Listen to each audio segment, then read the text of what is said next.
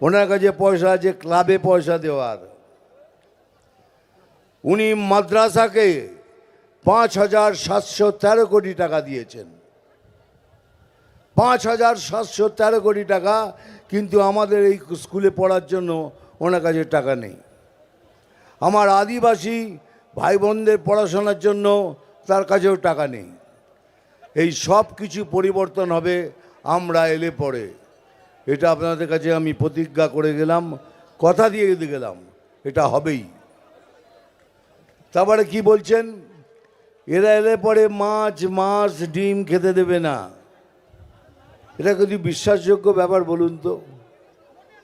মহারাষ্ট্রে দেখুন রাস্তায় বসে বসে ভাজিয়া দিচ্ছে।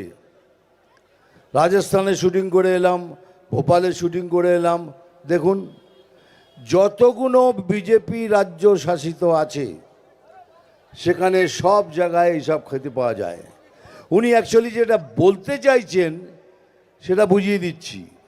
উনি নাকটা এইভাবে নয়, এরম করে ঘুরে দেখাচ্ছেন।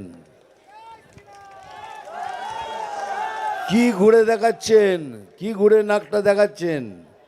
কি আমরা মাছ মাংস খেতে দেবো না, মাছ ফাছ খেতে দেবো না, কিন্তু একটা মাংস জরুর খেতে দেব না, সেটা যেটা আমাদের হিন্দুদের কাছে খুবই পবিত্র, সেই মাংসটা না বলেছি।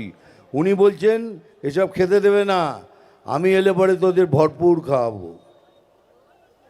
সেটা কোন মাংস বুঝতে পেরেছেন তো? এইটাই হলো ওনার ঘুরিয়ে নাক দেখানো।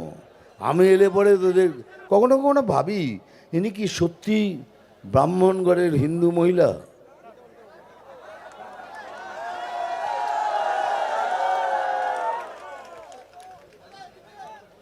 দেখুন, আমি কোনোদিন কারোর নাম নিয়ে কথা বলি না, কোনো কোনো কোনো পার্টির নাম নিয়ে কথা বলি না। আমি রাজনীতি নয়, আমি মানুষ নীতি করি। সেই